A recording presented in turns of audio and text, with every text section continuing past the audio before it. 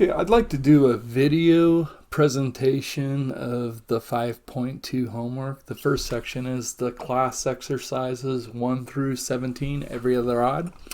And we may even throw a few extra problems in there just to get a little more practice, because this stuff is just too critical. It needs to become automatic for everybody.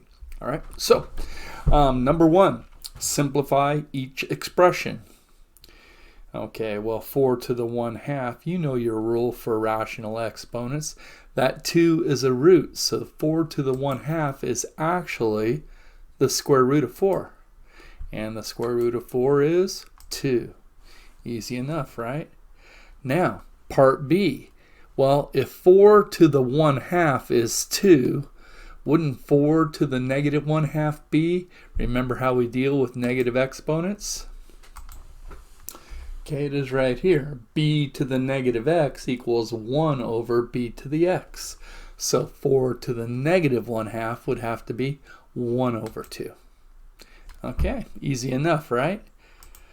How about some extra practice here? Because, I'd like to work with some more rational exponents with you. All right, so number 2, let's throw this in for a bonus here. 4 to the 3/2 power.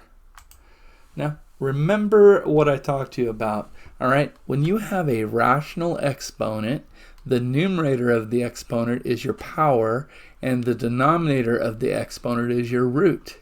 And if I can apply the root and get a whole number, I'm always going to do the root first. So when I look at this, I see 4 to the 1/2, or the square root of 4, to the 3rd power. Okay? And of course, what's the square root of 4? 2. So this becomes 2 to the 3rd power, and 2 to the 3rd power is an 8. Now, if 4 to the 3/2 is 8, then 4 to the negative 3/2 would have to be 1 over 8. And again, just applying the negative exponent right there. B to the negative x equals 1 over b to the x. All right, number 5. This is great. I have a fraction to a negative exponent. Now your rule here is whenever you have a fraction to a negative exponent, and we got a lot of extra practice here, it looks like. Anyway, let's see. Well, if I'm going to make this negative exponent a positive exponent, I simply need to take the 49 over 25 and do the reciprocal of that, 25 over 49. So again, to a fraction to a negative exponent, just always do the reciprocal of the fraction to the opposite of that negative exponent. All right, and now we've got some rules here, and this is a over b to the x power, something like that. Let's see how I wrote this over here. Yeah, there it is. Look at that. Number 5, a over b to the x power equals a to the x over b to the x. So help me out. What's the square root of 25, which is 25 to the 1/2? That would be a 5. And what is the square root of 49? 7. 5 over 7. And here's the extra practice here that I promised you. All right. Well, 4/9 to the 3/2. Very cool. It looks like we can apply the root first to both the 4 and the 9, because what is the square root of 4? It is 2. What is the square root of 9? It is 3. So this becomes 2/3 to the 3rd, and we're back to number 5 again over there. So that's going to equal 2 to the 3rd, 8, over 3 to the 3rd, 27. Okay, number 7. Well, what do we have? Power of a power. Number 7, b to the xy equals b to the x times y power. All right, so let's just multiply these exponents. Negative 1/6 times negative 2, well, that'd be a positive 1/3. And that's a root, the cube root of 8. And what is the cube root of 8? The cube root of 8 is 2. All right. Now, this would be great if we had common bases. And usually, I think you've noticed we go like, we would write both of these base 2. But how about, look at that 2 to the third. Isn't that an 8? So why not do base 8? Yeah, let's give it a shot. Equals, so that's going to be 8 to the 3 halves times 8, which is the 2 to the third. And that has to be now to the 1 half. There you go. Common basis now. And number 1, b to the x times b to the y is b to the x plus y. So that's going to be 8 to the, and now I just have to add those exponents, and 3 halves plus 1 half would be 4 halves, or 2. So this is 8 to the second power, 64. Great problems. Okay, can you see why I threw these extra ones in there? This is great practice. Okay, simplify this. Again, let's use our laws of exponents right here. All right, so this is number 4. A times b to the x power is a to the x times b to the x. So I see right here a 2 to the third, or 8, and x to the negative 1/3 to the third. That's a power of a power, and that would be x to the, well, now we have to multiply the negative 1/3 times 3, which would be negative 1. And we can't have this negative exponent, so we've got to use our b to the negative x equals 1 over b to the x. So that's going to be fraction bar.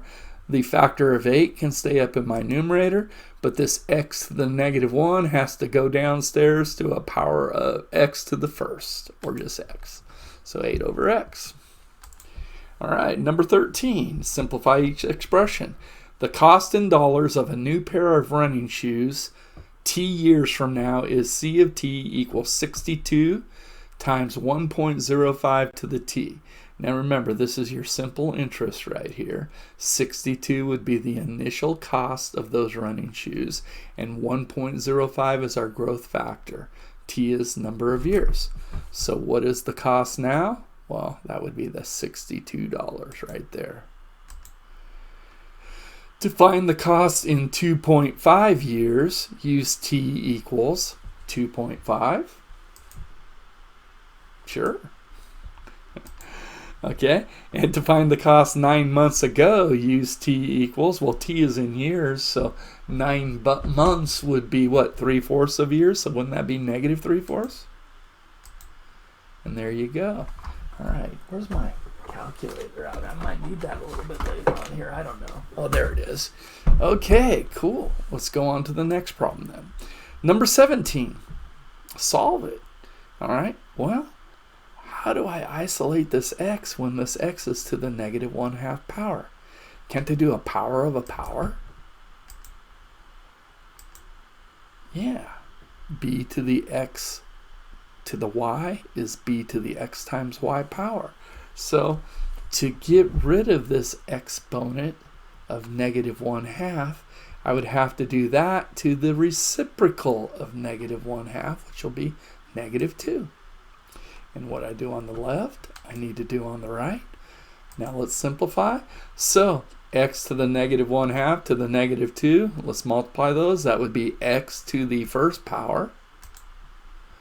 X equals 4 to the negative 2. And we better get rid of this negative exponent, so we're going to get a fraction with a 1 in our numerator, and we're bringing 4 to the negative 2 down. 4 to the negative 2 would come down as 4 squared, or 16. Oh, I didn't skip the step like I thought I did. So that's going to equal, finally, 1 over 16. And there we have it. All right, number 21. I see 2 terms over 1 term. I'm going to divide this into the difference of 2 separate terms here. Multiple terms over 1 term every time. So let me see. My first term is going to be x to the 1/2 over x to the negative 1/2. And my second term is going to be 2x to the negative 1/2 over x to the negative 1/2. Okay, now let's clean up each of these. Equals. All right, well, let's get our laws of exponents out, right? And again, this is common base stuff, but I think it's simpler just to realize we need to get rid of this negative exponent by bringing an x to the 1/2 up. And isn't x to the 1/2 times x to the 1/2 x to the first, or simply x? In that method, I just did power of a power again. And now here, the factors of x to the negative 1/2 will just cancel, leaving me 2, x minus 2. All right, whew, boy, there's a lot going on there. Well, right off the bat, I see that we can cancel common factors of 2. Okay, so I'm going to leave my grouping symbol alone, and I have the 2's cancel. So I have n to the 1/3 over n to the negative 1/3. I may have skipped a step and brought that up. Yes, I'm going to. So n to the 1/3 over n to the negative 1/3. Can this n to the negative 1/3 come up into my numerator as another factor of n to the 1/3? And then n to the 1/3 times n to the 1/3 would be n to the, add those together, 2/3. There you go. And now we simply distribute. So 3 and n to the 2/3 times n to the 1/3 would be n to the 3/3 n minus, and I have a factor of 4. And now I have n to the 2/3 times n to the 4/3. That would be n to the 6/3, which I'm going to call n squared. There's 25. And these are a lot of fun. All right, let's solve the exponential equation by getting common bases. All right, and I think they got you started here by writing the right-hand side as 2 to the 6th. Can we write this 8 as a base 2 number? Yeah, we like common bases, same basis, right? We're going to this. B to the x equals b to the y if and only if x equals y. So same basis, that 8 is 2 to the 3rd. So 2 to the 3rd to the x, a power of a power, equals 2 to the 6th. So let's rewrite 2 to the 3rd to the x using number 7, power of a power, and wouldn't that be 2 to the 3x power? Equals 2 to the 6th power, and again b to the x equals b to the y if and only if x equals y. So this implies 3x would have to equal 6, or divide both sides by 3, and x would have to equal 6 divided by 3, 2. All right, 33. Well, I think we better go common bases again here. What do you think? All right, so how about we write everything base 2? So the 8 would be 2 to the 3rd. The 2 is already base 2, 2 to the 7th times. The 4 would be 2 squared. All right, now let's rewrite each of these with, again, number 7. B to the x to the y is b to the x times y power. So that's going to be 2 to the 3x. And this is a 2 to the 7. Times 2 to the 9, that'd be 2 to the 18. All right, so this is 2 to the 3x equals 2 to the what? Add those exponents, 2 to the 25th. So by, again, number 3, b to the x equals b to the y if and only if x equals y. That tells me that this 3x would have to equal 25, or x would have to equal 25/3. All right, number 37. A house bought for $50,000 in 1980 was sold for $150,000 in 1990. So we're going to do an exponential growth equation. Okay, so this house was bought for $50,000. I'm just going to call that 50. And then sold for $150,000. I'm going to call that 150. In 1990, so that was a 10-year period, so my growth factor will be to the 10th power. All right, and what is my growth factor? Well, let's see what they tell us. To the nearest percent, what was the annual rate of appreciation increase in the value of the house? So they haven't told me anything, so I better call this growth factor 1 plus r, and then solve for r. So the first thing I would do is divide both sides by 50. 3 equals 1 plus r to the 10th. And then we have to get rid of this exponent with the reciprocal of said exponent. So again, we're going to use our power of a power. B to the x to the y equals b to the x times y power.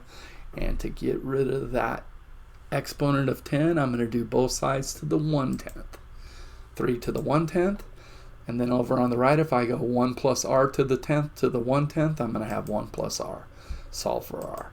So r equals 3 to the 1/10 minus this 1 over here on the right. And now we're going to punch this out carefully. And when we do so, let's know what we are rounding to. So I'm going to get out my calculator, punch this out with me. All right, and I'm going to go 3 to the 1/10 power minus 1. And I am getting 0.116123,174 to the nearest percent. So that would be what? 11.6% to the nearest percent, 12%. Looks like we purchased the house in a very good neighborhood right there when our growth rate is 12% every year approximately. Very cool. Okay. Number 41. Yearly expenses at a state university have increased from $14,000 to $18,500 in the last 4 years. What has been the average annual growth rate? So this is just like the last problem to start off with. All right, so let me see. It was 14,000. How about I just go 14? And now it is 18,500. Can I call that 18.5? And that took 4 years. And they're asking me what has been the average annual growth rate. So my growth factor, I'm going to go 1 plus r. And now let's divide both sides by 14. So I have 18.5 divided by 14, which it looks like, oh, look at what I did. I kept the fraction. So I multiplied both the 18.5 by 2 to get 37 and the 14 by 2 to get 28. So 37 over 28 then equals 1 plus r, that quantity, to the 4th power. And now we have to take each side to the power of 1/4 to undo that exponent right there. So we have power of 1/4, or I could write 4th root. Looks like I'm going to go 37 over 28 to the 1/4. And if I go 1 plus r to the 4th to the 1/4, that's just going to be 1 plus r. And again, look at our r. R equals the 4th root of 37 over 28 minus the 1 over there on the right. And then let's punch this one out very carefully and know what we need to round to. Oh, it doesn't say what to round to. So as long as you round correctly, I have to give you full credit. So let's see. I'm going to punch it out first. Okay, so I'm going to go parenthesis 37 divided by 28 to the 1/4 power minus 1. I'm going to ignore that phone. There's nobody home. It's going to ring for a little bit. Welcome to live recordings in my household. Okay, so now what do I have here? I've got 7.2%. What do I want to round to? Because that's 0.07216322651. How about we round to the nearest 1/10 of a percent? So again, that's going to be 7.2%. Okay, cool. That's part A. Now, if this growth rate continues, what will the expenses be 4 years from now? Ooh, that's interesting. So let's start at that moment in time. All right. So we're now at expenses of 18,500. So how about I call that 18.5? All right. And then 4 years from now, my T is 4 again. All right. And let's read this again. If this growth rate continues, what will the expenses be 4 years from now? All right. So that's going to be that 1 plus that 0.072. 1 plus 7.2%. I'm going to put that in a decimal in a second, I promise you. All right. So let's go back, 0.072. So let's write this as C of 4 then would be 18.5 times the growth factor of 1.072. Okay, so how much does that cost 4 years from now? Well, let's punch that one out. Clear. Okay, I knew I'd need my calculator. 18.5 parenthesis 1.072 to the 4th power. All right, looks all good to me. And that cost is going to be, all right, I'm getting 24.43154152, but remember, I need to multiply that by 1,000. So I'm going to have, what, $24,431.54 if I round to the nearest penny. I probably round to the nearest dollar. To the nearest dollar, so $24,432. All right, so in 8 years now, the college went from $14,000 to $24,432. That's what happens when you go get your graduate degrees straight through school. It gets expensive real quick. Of course, you're going to go off and earn a lot of scholarships now, aren't you? Okay, number 45. Oh, look at this. They've given us a great hint at what to do right here. Do you see base 2, base 2? And then this is 64. Isn't 64 a base 2 number? So let's do that. So 2 to the x squared over 2 to the x. Well, don't I subtract those exponents? 2 to the x squared minus x. And what is 64 base 2? Let me see. 2 to the 3rd is 8. 2 to the 4th is 16. 2 to the 5th is 30. That's a 2 to the 6th. All right. And now you know if b to the x equals b to the y, then what, x better equal y. So in this case, x squared minus x has got to equal 6. And now we have a quadratic equation, which we will put into quadratic form. So x squared minus x minus 6 has to equal 0. And let's hope that's factorable. Well, there's my x times x is x squared, and I need a product of -6 and a sum of -1. How about a -3 and a +2? So that tells me by the zero product property of algebra that x can either equal -2 or +3. Now let's think about this problem to see if there's any domain restrictions here. Okay, let's see. 2 to the x.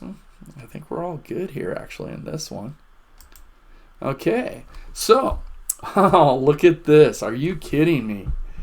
They just want us to factor. Well, you guys are experts at factoring. What's the greatest common factor of these two terms? Well, I have an a to the 3/2 and an a to the 1/2. Now, rational exponents work just like integral exponents. Doesn't a to the 1/2 go into a to the 3/2? Let's bring out the a to the 1/2. And look at your b's, b to the 1/2 and b to the 3/2. Well, doesn't b to the 1/2 go into b to the 3/2? So my greatest common factor of those two terms would be a to the 1/2, b to the 1/2. All right. And now what can I multiply that by to get this first term up here? It looks like I just need a factor of a. A to the first times a to the 1/2 would be a to the 3/2. And there's my factor of b to the 1/2 already. And then I've got my minus. All right, there's my factor of a to the 1/2. It looks like I need another factor of b, a minus b. And again, make sure you see this. All right, a to the 1/2. Well, let's go here. A to the 1/2 times b to the 1/2. Well, the b to the 1/2 times b will give me the b to the 3/2. So that's it. Oh, part B. Oh, isn't this the same problem? Oh, almost, but oh, I see. We have a negative exponent up top. That's not going to change anything. Just look for greatest common factor.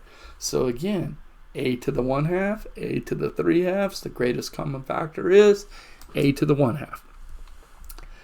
B to the -1/2 and b to the 1/2. Well, doesn't b to the -1/2 go into b to the 1/2? So I think I'm going to bring out the common factor of b to the -1/2. I know you're going, wow, Gibbons, really? Yeah, because look at this now. What am I going to multiply a to the 1/2 times b to the -1/2 by? Right there. To get my first term up here, 1. Minus. Now think about, I have an a to the 1/2. I need a to the 3/2, so I need a factor of a.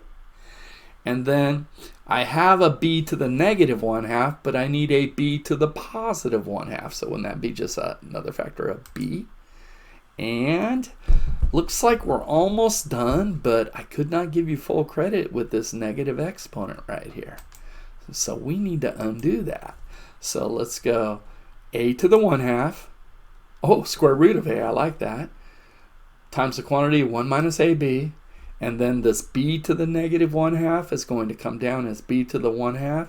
And it looks like I'm going to use a root and go root b. Beautiful. All right. Oh, what's this, a piano? All right.